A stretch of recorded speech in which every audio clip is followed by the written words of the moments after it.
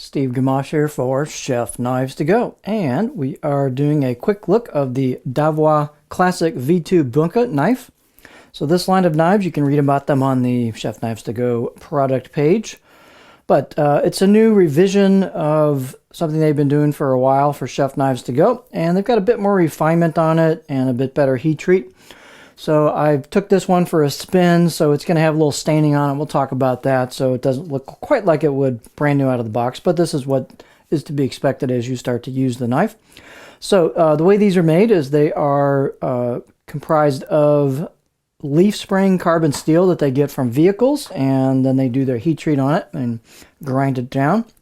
And heat treat, they don't really have a specified setting for it. I would say it's probably 58, maybe 59, could be 60. These might be slightly harder. They seem to sharpen like they're a little bit harder than the other versions I've had.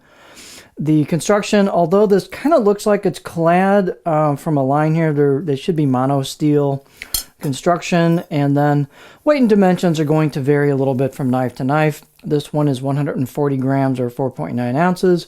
Edge length is right about 160-ish, 6.4 inches from the tip to the back of the heel. And then the overall length, depending on the handle and such, can vary, but this one's about 12.2 inches. Spine thickness, again, will vary, but these are fairly thin knives. I measured about 2.1 millimeters of thickness with the spine pretty much all the way along.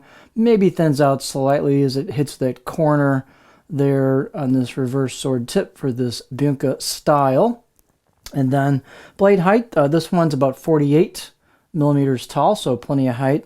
If you look at this gap here, you got plenty of height there for clearance on the cutting board. The handles vary a little bit. These handles are a little bit, slightly step up from the previous ones I've seen, so they're getting a little bit more refined with each revision here, and so they did a nice job on these. The handles are very well finished, kind of an octagonal, a little bit more rectangular, but you have some octagonal facets there, and really nice fit and finish. It got a good glue up job or seal job here on where the tang goes in, so nice job there. Circumference is about 73, maybe slightly less than that, millimeters where the two materials meet. And balance point, since that handle's not super big, brings that balance point a little bit further forward, so it's just behind that choil, right about there. So it gives you a slight handle-heavy feel on a pinch grip, but pretty neutral feel. So as you can see, it's not a heavy knife, so nice and light.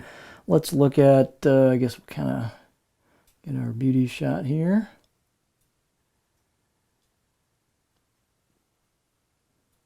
So if you take a look, you'll see there is some staining here just because I've been using it, and I will say that this steel is pretty doggone reactive right out of the gate, so do expect this to be very reactive for your first couple of cutting sessions. You might want to get, depending on how you want to do it, onions will tend to do a browner kind of stain on it, and the first couple onions you cut, you may just want to do that as throwaways because you'll tend to get some staining on them, a little browning. If you cut some poultry right out of the gate, that'll do more of a bluish type finish to it. So you might want to maybe cut some meat or poultry or something to start out of the gate with this versus just onions like I did. It's not very pretty, kind of a dingy colored oxidation on there, but as you work with it, it'll stabilize pretty quickly. So, but just let you know out of the gate, very reactive. The steel sharpened up quite nicely for me. And the fit and finish on these is really quite good. They've done a little bit of relief on the spine, a little bit of relief on the choil into the neck. So nice job on these. The grinds are pretty clean on them.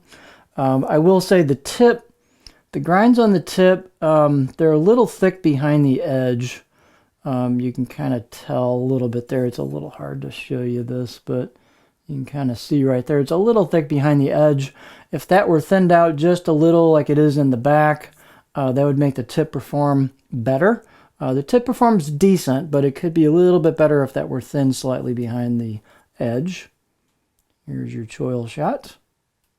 But overall, very nice knife. This, as I said, the steel sharpened quite nicely. It seems to be holding a decent edge for me. The profile is a little bit flatter than their previous version. So these V2s are a little bit flatter, a little more true to the Japanese style knife shapes. So this is a very nice knife on the cutting board. Let's see what else we're going to do here. Let's look at the cutting board profile. So here's what this one looks like. These can vary a little bit, but here is the edge profile on this. So it's got a little bit of a flat spot at the back half, and then it's not going to rock too much. I did some scallions. It worked fine for scallions, but the tip digs in pretty quick when you get the front there. But that's this kind of style. This tip is quite low to the knife center line on the Bunka style normally. So this is really not a rocker, although you can do short stuff. But it'll chop really nicely. Push-pull cuts, tip draws are great because you don't have to lift the knife very high to get the tip draw for different prepping, you know, maybe through peppers or various things.